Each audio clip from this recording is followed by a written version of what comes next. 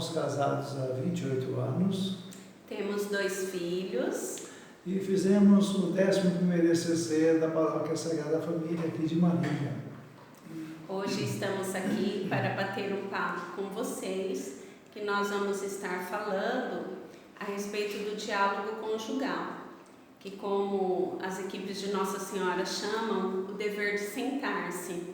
E é num livro desse mesmo tema que nós vamos embasar o diálogo que teremos hoje com vocês.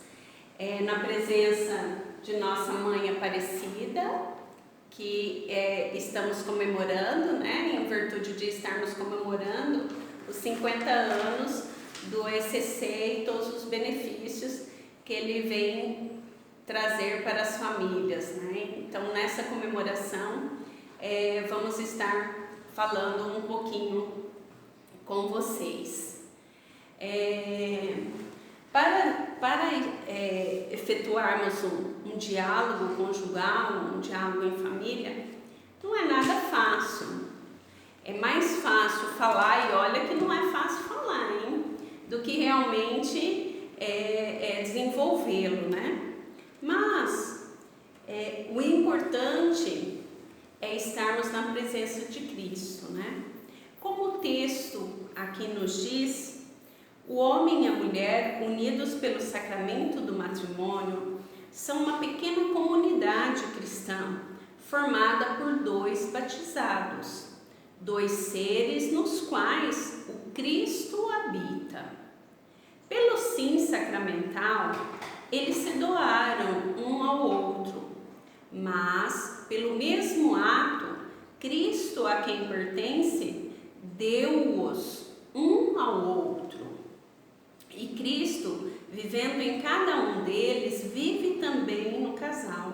Ele constrói esta união com eles para dar o seu amor humano uma dimensão divina. Assim, o dever de sentar-se autêntico tem tempo forte desta construção, não se pode abster da presença de Cristo. Deve realizar-se sob o seu olhar. O olhar de Cristo é um olhar de amor, como vemos no Evangelho. Ele o olhou e o amou. Não é um olhar que paralisa, mas que reanima. Mais ainda é um olhar que cria. Esse olhar aumenta o amor no coração do homem e da mulher. Permite que se olhem com um amor renovado e assim realizem um verdadeiro diálogo. Nessa linha de pensamento, o Salmo 127 vem nos apontar essa real necessidade da presença de Cristo. Ele começa assim: se o Senhor não constrói a casa, em vão labutam os seus construtores. Se o Senhor não guarda a cidade, em vão vigiam os guardas. Ou seja, na verdade é fundamental, é essencial a presença de Cristo nessa relação, nesse diálogo. Senão nós não vamos chegar a lugar algum. Volta para cá. Agora a maestra vai ler um texto de Lucas que serve de orientação, que nos aponta o caminho de como realizarmos esse diálogo. Então é Lucas, capítulo 14, versículos de 28 a 32. De fato, se alguém de vocês quer construir uma torre, será que não vai primeiro sentar-se e calcular os gastos para ver se tem o suficiente para terminar? Caso contrário, lançará o alicerce e não será capaz de acabar. E todos os que virem isso começarão a caçoar, dizendo: esse homem começou a construir e não foi capaz de acabar. Ou ainda, se um rei pretende sair para guerrear contra outro, Será que não vai sentar-se primeiro e examinar bem se com 10.000 homens poderá enfrentar o outro que marcha contra ele com 20.000? Se ele vê que não pode, envia mensageiros para negociar as condições de paz, enquanto o outro rei ainda está longe. Muito interessante esse texto, porque ele nos apresenta uma necessidade contínua de sentarmos para planejar, para rever o planejamento, para rever os nossos conceitos. Então, quando a gente fala do diálogo, quando a gente fala do relacionamento conjugal, não dá para pensarmos de uma coisa pronta. Até vamos falar de uma forma um pouco metafórica, como uma construção. Lá, quando a gente começa a namorar, nós estamos planejando, nós estamos vendo e revendo como nós iremos fazer a construção da nossa família. Mas e aí? Nos casamos e está pronto? Não, muito pelo contrário. A casa que se começa a construir, que se começa a edificar, precisa de contínuos reparos, de contínuos. E não dá para ir fazendo de qualquer jeito, sem planejamento, sem uma preparação. E o que é isso? Nós temos que sentar para conversar como um diálogo. Até me recordei nesses dias de pandemia que estamos vivendo. Aqui em casa, nós e os filhos conversamos a respeito da necessidade de pintarmos os muros e as paredes externas da nossa casa. Olha que coisa interessante. Olha que coisa interessante. Da mesma forma que nós fizemos isso, para definir que precisa pintar, para reconhecer que precisa alterar alguma coisa, o diálogo tem que nos permitir enxergar um ao outro e nos reconstruirmos, revemos os nossos conceitos, as nossas condutas. É claro que esse diálogo, como a gente já viu, tem que ser feito na presença do Senhor. Nunca somente nós casal, nunca, porque não vai dar certo, isso vai gerar confusão. Tem que haver, na verdade, uma abertura total de mim para ela e dela para mim, no sentido de que um não tem que se esconder do outro, tem que haver uma abertura total. E como se faz isso? Se faz isso escolhendo o momento, até uma narrativa de Padre Cafarel, né, de que nós não agendamos para fazer um churrasco, para fazer uma festa, todos os eventos. Então vamos colocar na nossa agenda, tal dia, tal horário, é o nosso dever de sentar-se. E que nós não nos esquivemos disso. A gente marca, a gente se prepara, a gente vai e faz. Com toda a abertura, com todo o amor, com todo o carinho, com todo o respeito, para que realmente a construção possa ir sendo edificada, para que as arestas possam ir sendo feitas. Me recordo também de um trecho de uma música de Padre Zezinho, que amor nunca morre, o amor que amor nunca morre. Mas pode também suceder que, no decorrer da vida, as agruras do tempo podem deixar muitas ranhuras, muitos sofrimentos, e esse amor pode ir se apagando, ou melhor, esse amor não, a vontade de amar pode ir se apagando. Para que isso não aconteça, é necessário um cuidado diário. Não, semana que vem, o mês que vem, o ano que vem. Não é agora, é hoje que nós temos que nos cuidar. E é um cuidado diário. Quando é que nós vamos viver? Amanhã não é hoje. Quando é que nós vamos nos ocupar um do outro? É o hoje. O nosso olhar, o nosso pensamento tem que estar voltado para o outro, hoje, agora.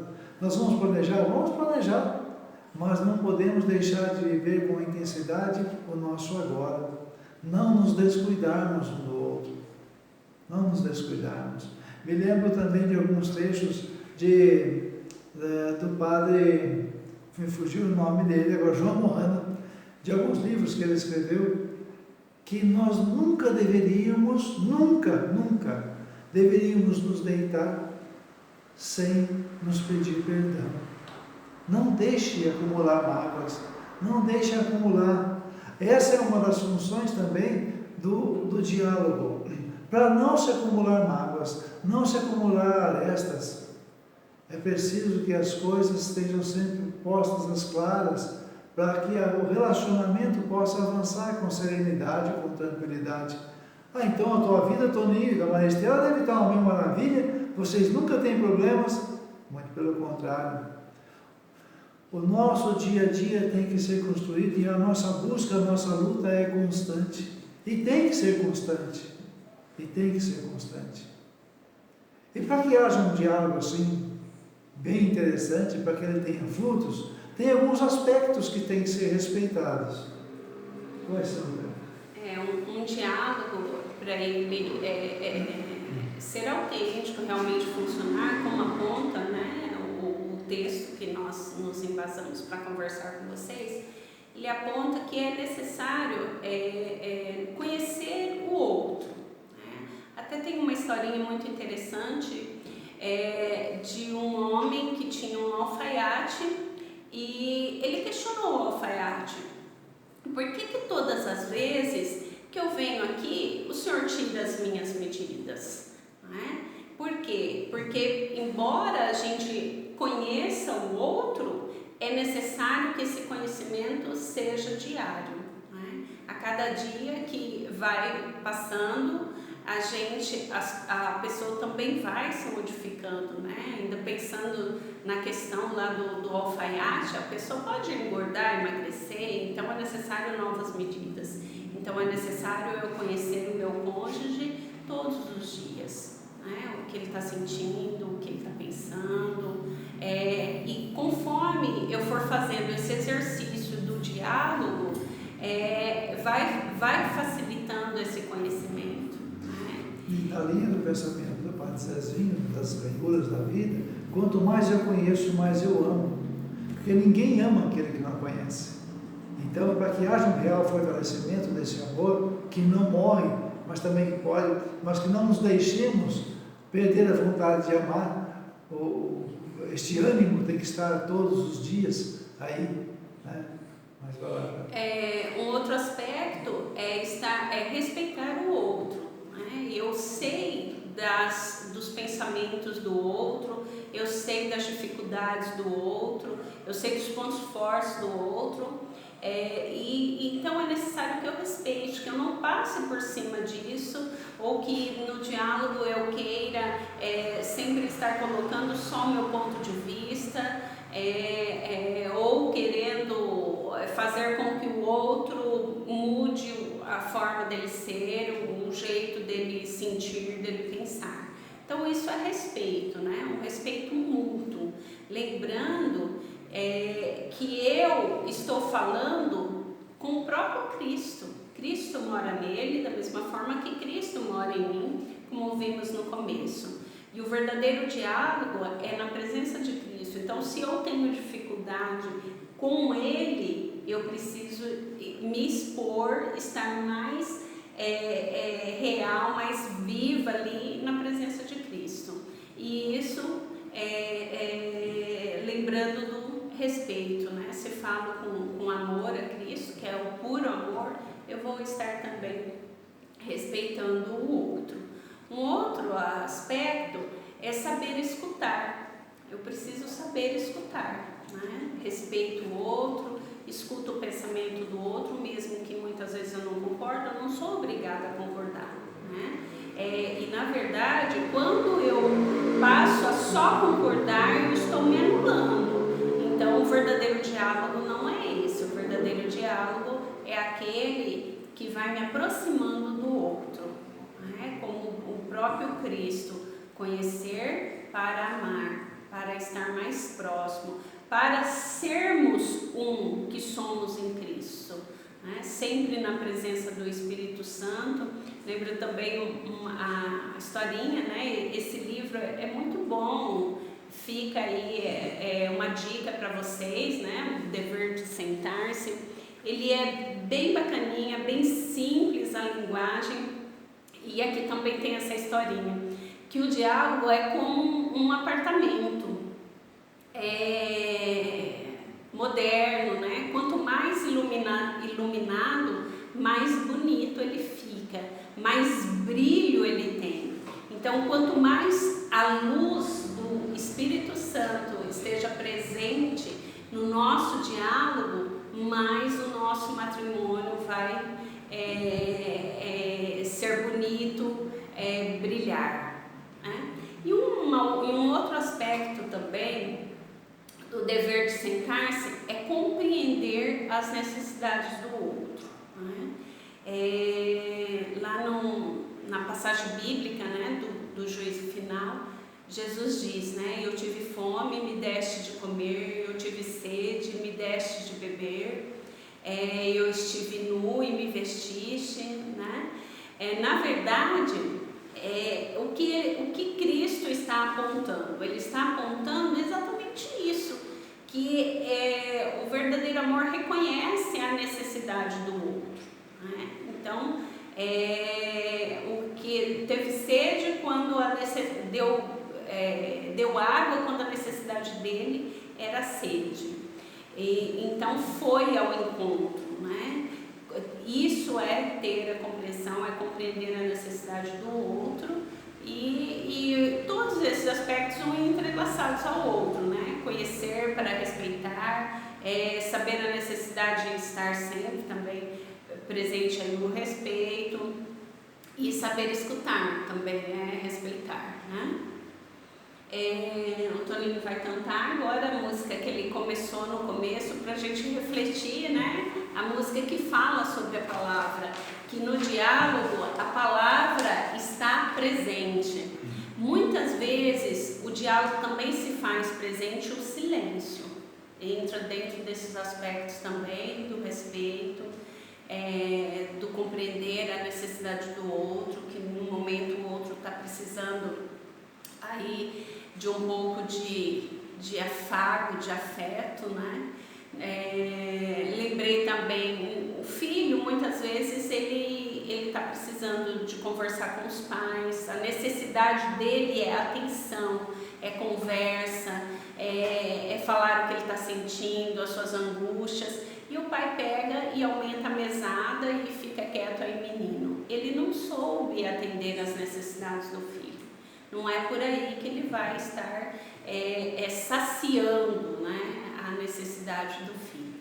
Então, isso é um diálogo, né, para que você faça essa construção do seu matrimônio, e a hora que vier os filhos, desde o namoro, você vai fazendo todo esse preparo, e depois, com a chegada dos filhos, é necessário o casal estar unido em diálogo para também saber dialogar com o filho, para também saber respeitar as individualidades, respeitar os pensamentos, como também perceber essa necessidade do outro e poder estar atendendo. Então vamos refletir um pouquinho agora nessa música, a palavra. Não foi feita para dividir ninguém. Palavra é amor de outro amor. Vai bem. Palavra não foi feita para dominar. Destino da palavra é dialogar. Palavra não foi feita para opressão. Destino da palavra é a união. Palavra não foi feita para dividir ninguém. Palavra é amor de outro amor. Vai e vem, outro amor. Vai e vem. Palavra não foi feita para vaidade. Destino da palavra é eternidade. Palavra não foi feita para cair no chão. Destino da palavra é o coração. Palavra não foi feita para dividir ninguém. Palavra é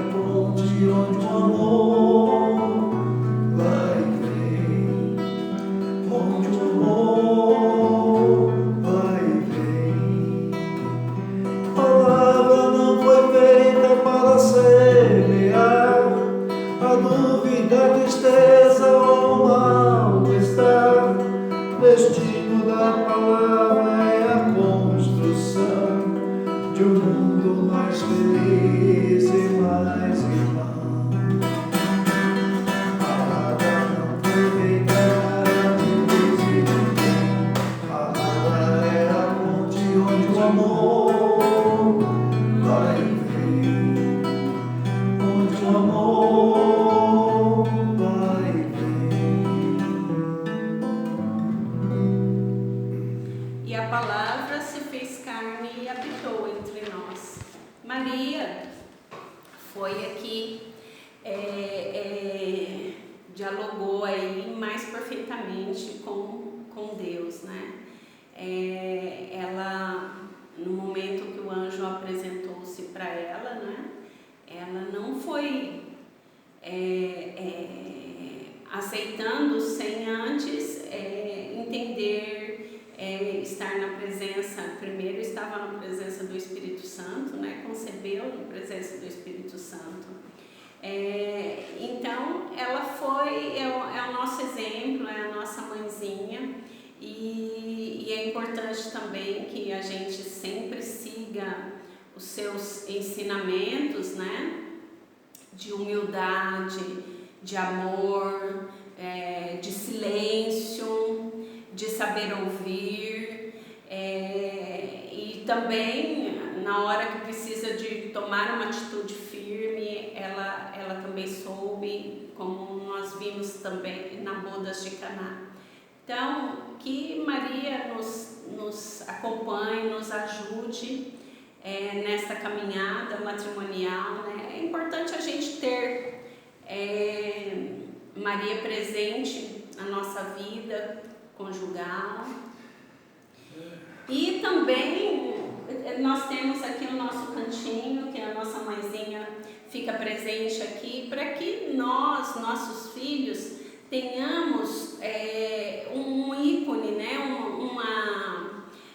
Uma presença material, para que a gente possa estar sempre lembrando da nossa mãezinha, que ela pode estar nos protegendo. Da mesma forma que nós colocamos porta-retrato lá, para lembrar de quem nós amamos, né? Nós temos aqui que também é símbolo de oração em família, para os nossos filhos irem acostumando com esse ambiente de diálogo e de oração na presença de Cristo. Nós estamos chegando já no final, mas só queria fazer uma pontuação com relação ao silêncio. O silêncio proposto por Maria é um silêncio contemplativo, meditativo, que respeita os momentos, mas que não se omite. Cuidado no nosso diálogo, na nossa relação matrimonial, o silêncio. Aquele silêncio que foge, aquele silêncio que se omite. Esse não serve, porque esse silêncio fere, esse silêncio machuca. Então, o silêncio é importante sim, mas que seja aquele silêncio contemplativo e meditativo de Nossa Senhora, que Maria guardava tudo no seu coração, meditava no seu coração todas as coisas, e a partir daí ia construindo o seu diálogo consigo mesmo e com o próximo e com Deus. Que não tenhamos em nossa relação de marido e mulher, de pais e de mães, o silêncio omisso. Que seja somente esse silêncio que constrói, o meditativo e o contemplativo.